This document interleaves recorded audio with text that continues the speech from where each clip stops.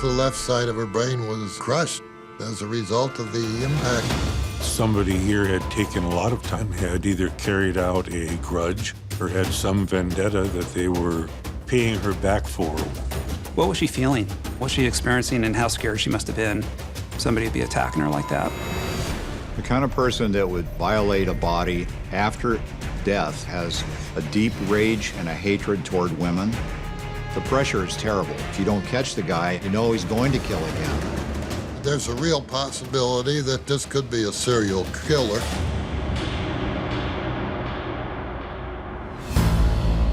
Every murder is a mystery. But a victim's body is a sea of evidence. Every fiber is a clue. Every wound, a piece of the puzzle. The medical examiner holds the key to unlock their stories and catch a killer. This is Secrets of the Morgue.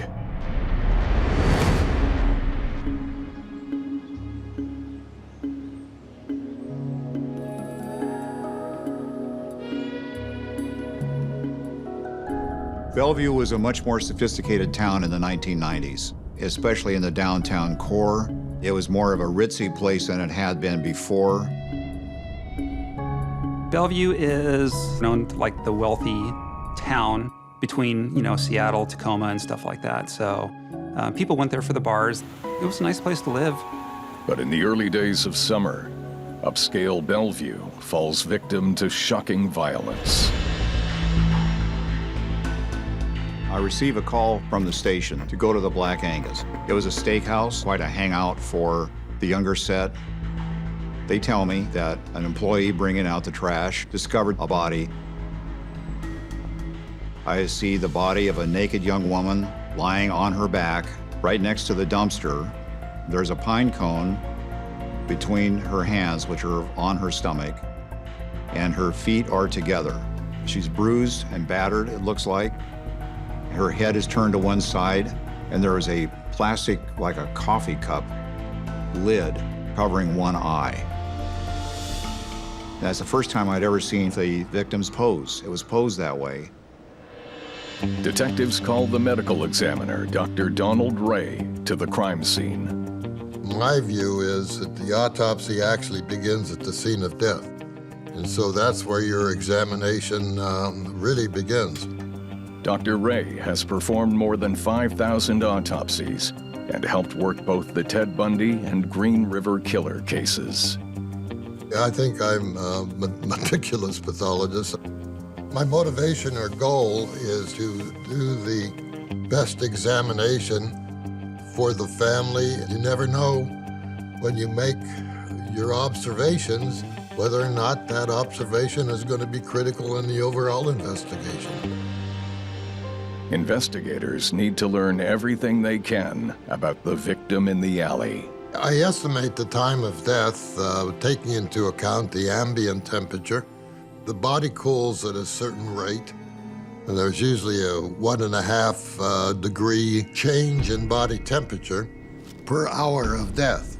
I estimated that she died between 2:30 and 5:30.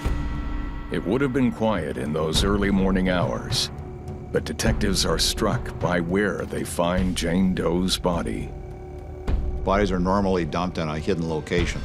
In my opinion, the killer wanted this to be found. He wanted the statement to be made. Victims who have been killed and posed in a degrading way, that tells investigators right away that this is a sexually motivated killer. I thought he was taunting us. Detective Hansen is determined to bring the perpetrator to justice. In my heart, I'm a hunter of hunters. I'm a hunter of predators. I'm the kind of detective that I would put my hands into my pockets and walk through a scene and absorb the whole thing. Sometimes I can almost feel or hear the screams of the victims. Investigators are hoping a thorough examination of the body can help point them towards the killer. First of all, you're looking for trace evidence. The collection of hairs and fibers becomes very important. We also take multiple samples of the mouth and the anus and vagina. These samples, including traces of semen, are sent to the FBI. But in 1990, DNA analysis is in its infancy. The results can often take months because of the backlog at the FBI lab. Dr. Ray turns his attention to the cause of death. This woman had multiple injuries. She had some marks on the surface of the skin over the neck. And the conclusion was, I think this could be the result of manual strangulation. Well, I was impressed with the extent of the injuries to the head, with the fractures and the damage to the brain. This is a very violent injury to the head, which is the result of a blunt object impacting the skull. At the end of his external examination, Dr. Ray makes a disturbing observation. The amount of bleeding that you see on the surface of the skin is a reflection of whether that injury was before death or after death. In this case, there were some injuries inflicted after death. Then, another horrific detail is discovered. I noticed vaginal penetration because of the tearing and the bruising. My conclusion was this was likely the result of post-mortem insertion. A killer who will mutilate and have sex with the deceased is somebody who gets a thrill out of controlling the person, who is excited by the aspect of having total and utter complete control over them. We're dealing with not only a sick individual, we're dealing with a very dangerous individual. With the victim's identity a mystery, detectives reach out to the public for help. We sent out a teletype describing the victim as a Jane Doe and asking for any of these surrounding agencies for any missing persons that might match the victim's description. I also took pictures of her jewelry. She had a distinctive necklace on her neck. I took pictures of that as well. This was also later released to the newspaper. And that's a very difficult situation for any homicide investigator because you need to know who your victim is. That's sort of ground zero. That's where you begin. Clock is ticking and it's working against us because we don't know who the victim is, so we don't know how to look for the suspect.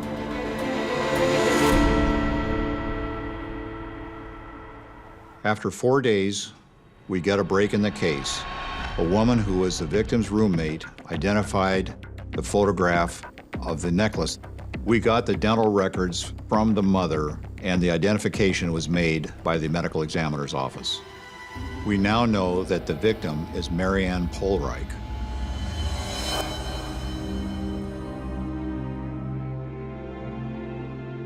Police are determined to find justice for this innocent young woman. Maryann Pohlreich was from a rural community in South King County. She had moved to the Bellevue area where she was working and living with a girlfriend in an apartment.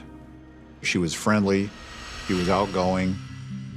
There was an innocence about her. Knowing that added to the mysteriousness of her as a character and what had led to her death.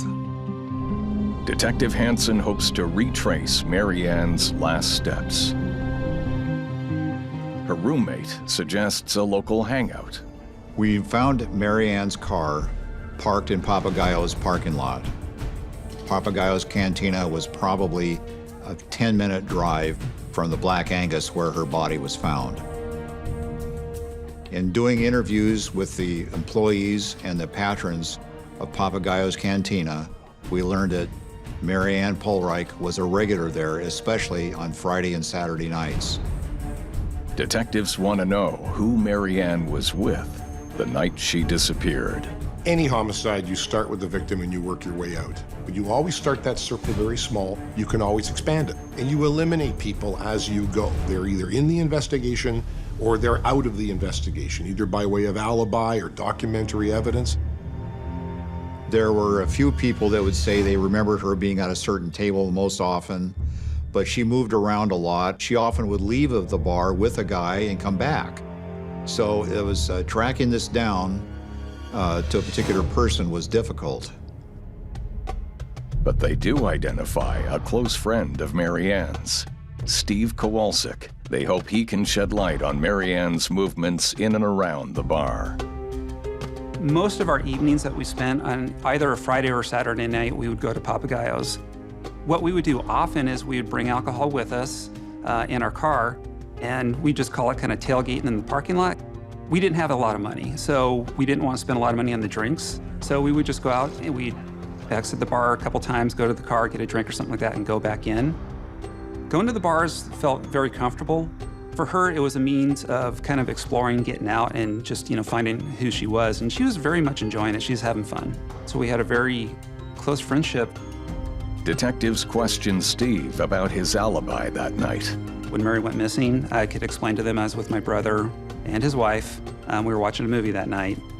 With Steve in the clear, investigators searched the bar where Maryann was last seen, looking for clues. A purse was found. It was a black purse, a fairly small one, and there was a checkbook in there with her name on it. The fact that her purse was found at the bar would have indicated to me that she left the bar temporarily, maybe to go out and have a drink with a guy, but we couldn't find anybody that saw her leave. Detectives fear the trail for Maryann's killer could grow cold. I feel a sense of obligation to her family. Maryann herself is gone, but she left behind survivors who need closure, and it's up to us to provide the closure. We're pretty much working 7 days a week to solve this. We were very frustrated. As police struggle with Maryann's murder, the citizens of Bellevue are shocked by another similar crime. I learned of a second murder became kind of a concern. I think people are growing a little scared and stuff at the clubs. Citizens of my town, the women are not safe. There's a killer on the loose.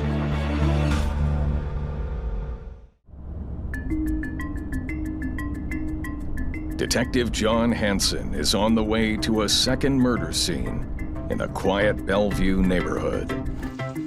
This is a kid's neighborhood. The front door was not locked. It was that kind of a neighborhood. The victim is identified as 35-year-old Carol Beethe, a bartender and single mother of two. I see a body that is in bed that's been mutilated horribly, and there is blood spatter all over the walls and the ceiling, and her body has been desecrated. Again, a body has been posed. There is a rifle barrel inserted into her vagina. Her legs are spread. She's had nothing on except red high-heeled shoes. All over the head, there's these impressions, these blows have been inflicted by some kind of a tool, and their head has been wrapped in plastic. Oh, I was shocked. I've never seen anything like that. My impression was that the suspect was stating that this woman is an immoral person, and he is showing her for what she really is. And he wants everybody to see this and to basically to destroy her and her reputation. With two women brutally killed within 7 weeks, police question whether the two murders may be related. You have two posed bodies that have been murdered, and there was a beating or brutalization of the body post-mortem. In Maryann Pohlreich, the body was in a public place. In the case of Carol Beethe, it was in a private home, which indicated to me that the killer knew her. Police interview Carol's daughter. She found her mother like that and called her father. The father came, he told me that he came in, he saw the body, he made the phone call from the bedroom. I learned from the ex-husband that the rifle was his. She had kept it in the house along with another rifle, kept both of those under her bed. Her ex-husband was not considered a suspect because of the fact that he came quickly, he called us right away. He answered our questions, very badly shaken. All of his responses were completely appropriate. Carol's daughter may have caught a glimpse of the murderer. She said that at about 4:30 in the morning, she heard a noise. She saw the figure of a man walking down the hallway toward her mother's bedroom or away from it, and figured it was Mike Sewell, the boyfriend, because he sometimes would come over at night. Dr. Ray performs the autopsy on Carol. Police know that if the killer left a clue, Dr. Ray will find it. The body is scanned with a ultraviolet light in a dark room because different samples can fluoresce. We may not be able to see them on the body, but if you use ultraviolet lamp, they stand out because they reflect light. We're very conscious of trace evidence. We're very conscious of taking samples of head hair, pubic hair. The carefully collected hairs will need to be sent to a lab for analysis. Dr. Ray examines the violence done to the body. There were 2 wounds to the palm, which would indicate that she was alive at the time that she was assaulted. There were fractures of the 2 ribs on the left side of the chest. Impact to the torso and on the right side would cause enough damage to lacerate or tear the liver. No, the rifle was identified to be 5 or 6 inches insertion. The left side of her brain was crushed as a result of the impact injuries to the head. The cause of death was a result of the head injuries. Dr. Ray also determines time of death to be approximately 4 a.m., around the time Carol's daughter saw someone in the hall. When you deal with a homicide where the suspect and the victim had a relationship, you will often find that there is a far more violent, emotional mechanism of death. There's emotion, there's rage, and you can see it in the autopsy. The body may be posed in a degrading way to demean them one last time. Police begin the search for Carol's boyfriend, Mike. Mike Sewell was a divorcee with a couple of kids of his own, worked for a construction company, drove a blue Corvette. I learned from witnesses that a blue Corvette was seen going through the neighborhood on that street around 4 a.m. There aren't that many Corvettes around, let alone blue Corvettes. We get hold of Mike Sewell. He denied having seen her in the last couple of days. But when detectives press Mike on his alibi, his mood changes. He was resistant and combative with us in our trying to nail it down. He was looking more and more like some guy, the person responsible. As investigators piece together Carol's final hours, they discover that Mike wasn't the only man in her life. We interviewed her co-workers. We learned that after Carol got off work, she went to meet John, this new boyfriend of hers. Detectives track down John through Carol's friends. John was a bartender. After they closed up, they went out in his car in a parking lot and they had sex in the car, and then she went home. He said it was about 2:15 in the morning when he last saw Carol after she left to go home. But the fact that he had had sex with her that morning would not fit with killing her brutally a couple hours later. For investigators, Carol's boyfriend, Mike, is the strongest suspect. When we mentioned to him about Carol having these other relationships, he began to pound the table. He began to go practically berserk. There was a strong possibility he fell into a jealous rage when he found out about another one of Carol's lovers. And we wanted Mike to submit to certain tests to establish whether his guilt or his innocence. He refused. There was more ground I wanted to cover by interrogation and interview, but he had come to the point where he said he wanted an attorney. We had to stop. We were pretty unanimous that this guy had to be cleared one way or another before we move forward. But 3 weeks later, a third murder is reported. King County Police receive a call from a frantic couple who believes something horrible has happened to their basement tenant. The victim is 24-year-old Andrea "Randy" LaVine. Veteran King County Detective Larry Peterson is dispatched to the scene. Randy had moved into that apartment, I believe, about a year prior.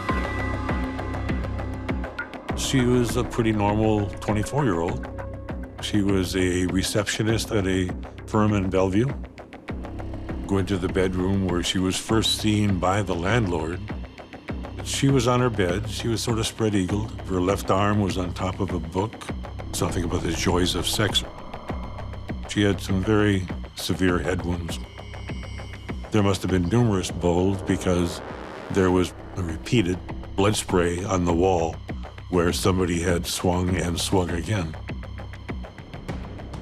On her telephone machine, there were a series of telephone calls, and I think the last one was a call from her mother saying, "Randy, I thought you'd call me this weekend. You haven't. Please call."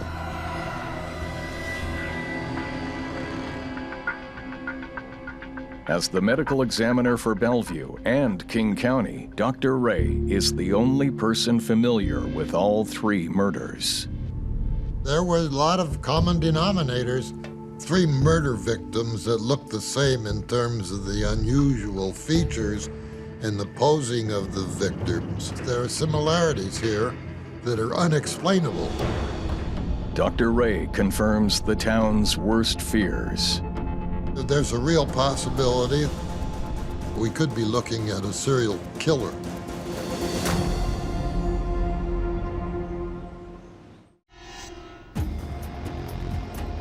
Investigators fear Maryann Pohlreich, Carol Beethe, and Randy LaVine may have been murdered by the same sadistic killer.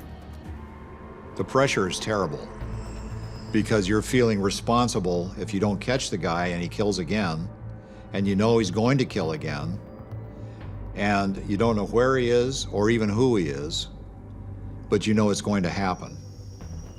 Dr. Ray begins his autopsy on Randy. His detailed study of all 3 victims reveals a key pattern. There are 15 blows. These are the typical blows associated with a blunt impact causing the underlying injuries to the skull. She had multiple stab wounds all over her body. My conclusion was that many of these were the result of post-mortem injury. It's very similar to the other 2 cases with extensive fractures of the skull and damage to the underlying brain. Dr. Ray's work proves to detectives they're looking for a single perpetrator. We realized that these 3 homicides were interconnected. There is a person out there who has done 3 homicides, and as long as he is free and at large, he likely will commit another. It appears that the killer is acting with cold, calculated rage. There are no fingerprints. And Randy's, the suspect, actually wiped things down afterwards or wore gloves. Well, there was not any signs of forced entry, but it obviously shows that nobody had to force the door to come in. It could conceivably be somebody who just found an open door. It could conceivably be a known person who was welcomed in by Randy. All indications point to the suspect coming into the house while she is in bed sleeping. So he obviously went there to do what he did and came prepared to accomplish his means. Somebody here had taken a lot of time and had either carried out a grudge or had some vendetta that they were paying her back for. To determine who Randy may have been with, detectives turn to Dr. Ray to establish her time of death. She had come to the ambient temperature in the room, so that's likely that she was dead for 2 or 3 days. It gives me a starting point to try to determine her whereabouts at about that time. Detective Peterson interviews Randy's friends about the last time they saw her. Randy left a tavern in Bridle Trails sometime in the early morning hours, 12 to 1 o'clock, 1:30, presumably to drive home by herself. At about 5:30 that Friday morning, her landlord was aware of a disturbance in the backyard. He let his dog out, and he looked out the back door. The dog went chasing after someone, and he explained he saw a figure running from his house, wearing dark clothing, vaulted a fence, and was gone. He called the police. Police came over. There was no breaking and entry that they were aware of, and it was dismissed as a prowler call. I believe the prowler that was seen is very likely the suspect who caused the injuries and death of Randy. Randy's boyfriend is a person of interest. She had a boyfriend, Brent, who she had dated, I guess, for a period of time. Found out that they were planning on a trip to the San Juan Islands that weekend. Brent is the last person that I'm aware of who saw Randy alive. You always have to make sure that you can clear those people close to the victim. Call it gut feelings, call it conversations with them, call it conversation with other people who knew both Randy and him and their relationship. But there was enough to take him away from somebody who was thought to be a prime suspect. Police consider whether suspects in the previous murders could be connected to Randy's death. They bring in Carol Beethe's boyfriend, Mike, for more questioning. He came in with his attorney, and he submitted to the blood samples, the saliva samples, anything else that we wanted for lab comparison. He cooperated with us, and he was completely cleared, and then we moved on. You know, this is something that weighs on you very, very heavily. Our bag of tools is pretty much spent, and we're frustrated with not getting anywhere. But an intriguing detail in Dr. Ray's autopsy report gives investigators a thin thread to follow. There was some bruising around one of her fingers. I talked to Dr. Ray and confirmed that the abrasion on her finger could conceivably have been caused by somebody pulling and forcing a ring off that finger. Detective Peterson invites one of Randy's friends over to her apartment to look for that ring. She's aware of a ring that was given to Randy by Randy's sister-in-law, and it was a very prized possession. And we knew it was a gold ring. It had an amethyst stone in it. As she's looking through Randy's possession, and she says that her ring is not here. Well, the ring is very important. It's something that was taken, and serial killers quite often take something to bring back with them and to reflect on what they have done.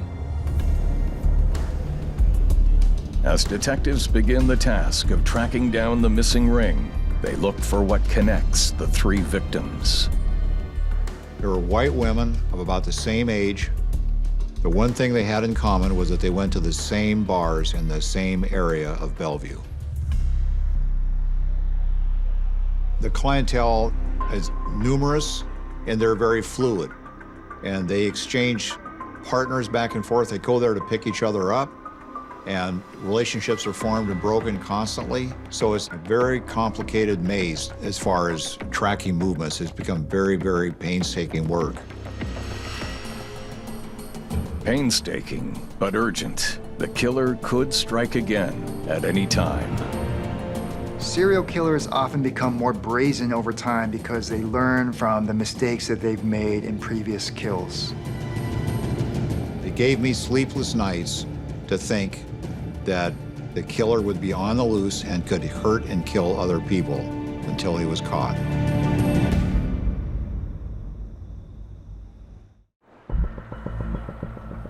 The brutal homicides of Maryann Pohlreich, Carol Beethe, and Randy LaVine have rocked Bellevue, Washington. Police believe they are facing a serial killer and are desperately trying to crack the case.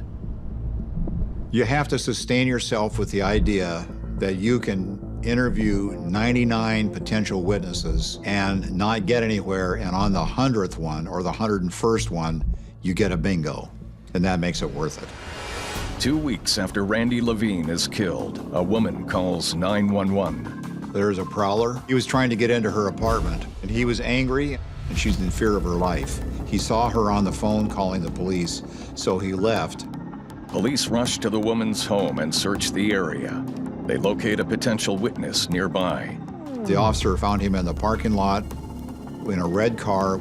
He explained to the officer he's living there with friends. And then another officer came up and informed the first officer the man has outstanding warrants. The man in the car is George Russell, who had been recently arrested for impersonating a police officer. He was picked up, he's flashing a badge in an altercation downtown. In pat-down, they found a gun on him. He's illegally carrying a weapon. Police run the serial number of the gun and make a surprising connection. The gun is stolen from a neighbor of Randy LaVine's. George Russell becomes a key suspect, but police don't want to show their hand, so they only arrest him on his previous warrants. During questioning, investigators bring up Randy's murder. George Russell had said that he knew Randy LaVine, and apparently he had gone to her place. They ask Russell where he was when Randy was killed. Russell and 3 of his friends stayed at a Motel 6 in the Totem Lake area on the night that Randy was killed. The motel was about 1 mile from Randy LaVine's home. Russell denies knowing the second victim, Carol Beethe, but admits to being at Papagayo's with a friend the night Maryann Pohlreich was murdered. He was very cooperative, very cocksure that he was there strictly as somebody who might help us solve a crime that he knew nothing about. For detectives, pieces of the puzzle are coming together. George Russell was narrowed down to the local bar scene because so many people knew him and knew who he was. So that was what in common he had with the 3 women. They all had gone to those same bars that he did. We asked him whether or not he would agree to give some body samples fluid, and then he became very irate and said, "I think I want my attorney." Police obtain a court order to get blood, saliva, and hair samples from George Russell. But the lab moves too slowly for police. We can't hold him indefinitely. We've got a time limit, and we don't meet that time limit, he walks. Investigators track down George Russell's friend, who was with him at the bar. Smitty McLean was at Papagayo's the night Maryann Pohlreich disappeared. George Russell asked him to borrow his truck to take somebody somewhere, and he would bring it right back. He gave him the keys to it. George was gone with the truck for almost 10 hours. Detectives believe Maryann and George Russell left the bar together in Smitty's truck. And Smitty even waited after the bar closed for George to show up. Finally never did. And then later the next day, George brings the truck back and makes an excuse that he was driving around trying to find Smitty and couldn't find him.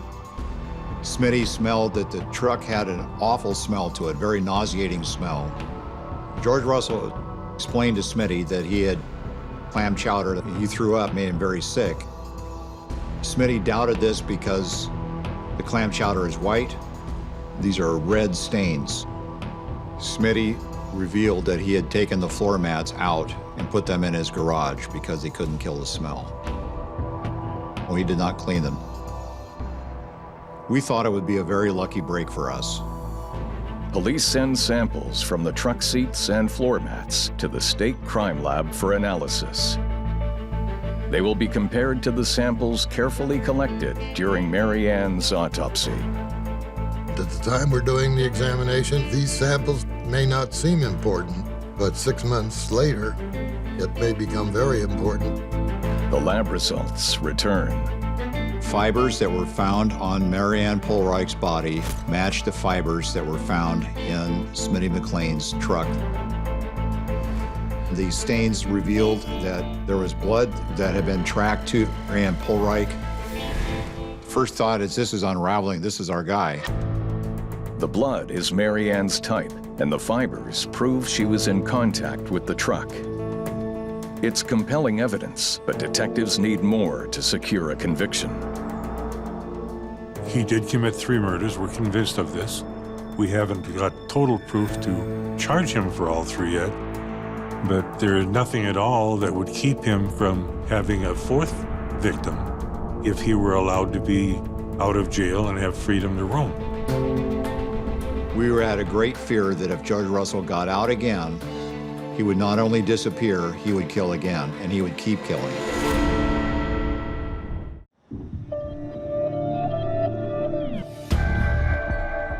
Investigators believe they have caught the serial killer of Maryann Pohlreich, Carol Beethe, and Randy LaVine. But without more evidence, he could go free. If you had a chalkboard you can picture with a bunch of circles and a line with our suspect Russell at the bottom, there'd be all kinds of lines coming back to him. Just 1 day before Russell must be released on his other charges, results from the DNA analysis arrive. I call it a miracle when these come in when they do, answer to prayer. Russell's DNA has been compared to samples taken during Maryann's autopsy. The DNA evidence showed George Russell was likely the donor of the semen. The DNA evidence came in just under the wire. As a result, George Russell is charged with the murder of Maryann Pohlreich. There was great satisfaction having gotten 1. We had 2 to go. Detectives are still trying to track down Randy's missing ring. If they can connect it to George Russell, they'll know that he took it from her finger. I became aware of a female that Russell had dated, and at one time had been stood up by George Russell. And she had come in contact with George after this date that was missed. He offered her and gave her a ring as sort of an appeasement to say, I'm sorry I wasn't where I should have been. The ring has since been sold, but Detective Peterson traces it to a pawn shop in the Florida Keys. We found what we think is the ring. Now I have to find somebody who can positively tell me this is the ring that Randy had. Randy LaVine's father lived in Florida, and the sister-in-law who had originally given the ring to Randy lived in Florida. So they went to the police station and were shown the ring and positively identified it as being Randy's ring. We have a chain of evidence that's indisputable as to whose ring it is, the path it traveled, and connecting it to George Russell. A piece of the puzzle is put together. With 2 down, now detectives need to link Russell to their last victim, Carol Beethe. It was the thought of the prosecutor's office, if they filed all 3 together, the likelihood of getting a conviction was greater. They test a few traces of hair found on Carol's body and bed. They're able to say it's a Negroid hair, but they cannot say that it belongs to our suspect. It belongs to a person of that race. To prove that Russell killed Carol Beethe and committed all 3 murders, investigators highlight the similar pattern of death revealed by Dr. Ray. There are so many similarities among the 3 victims. You have damage to the skull with multiple fractures and underlying brain damage. These were all blunt impact type injuries inflicted after death. There was laceration of the liver. There seemed to be an attempt to pose the body. The degree of the injury was really not what is ordinarily found. The fine details of the injuries Dr. Ray gave us helped in understanding the primary characteristics of these 3 murders. We had sufficient information to convince the prosecutor that George was a viable suspect, that they could take to trial and charge for 2 counts of aggravated and 1 count of first-degree murder. Russell is formally charged with the murder of Maryann Pohlreich, Carol Beethe, and Randy LaVine. He pleads not guilty. Steve Kowalczyk attends the trial to learn more about what happened to his friend Maryann. They had conversations that night, and George, again, come out to the truck, let's have a drink. Nothing unusual for us, we did that all the time. So being kind of lured out there under those pretenses and stuff like that, she would be completely unaware. You know, anything could happen to her. Then you go through, what was she feeling? You know, what was she experiencing and how scared she must have been, you know, that somebody would be attacking her like that. After Russell killed Maryann, investigators believe he developed a taste for murder.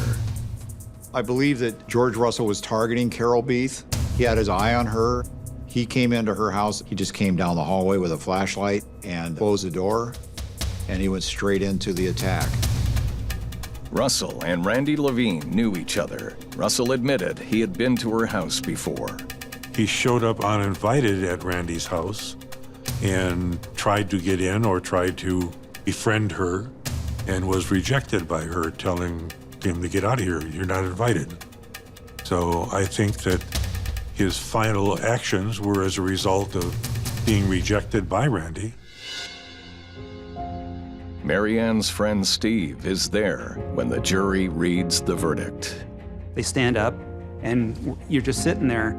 I didn't think the wave of emotion would hit me as it did, but when they, you know, count 1, count 2, count 3, when they're going guilty, guilty, guilty, it was just a explosion of emotions. I can't describe it. You know, we knew it was him, but now everyone else knew it was him. It was extremely emotional. Russell receives 2 sentences of life in prison without the possibility of parole and 1 sentence of nearly 29 years in prison. Dr. Ray's role and the role of the medical examiner's office was crucial in solving the case of the George Russell murders. It is definitely a partnership. It is something that is very important to us.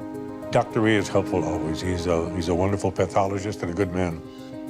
There was certainly some satisfaction. I've said that the best thing that we can do in this kind of work is to do a good examination. As a medical examiner, I think that came through pretty well.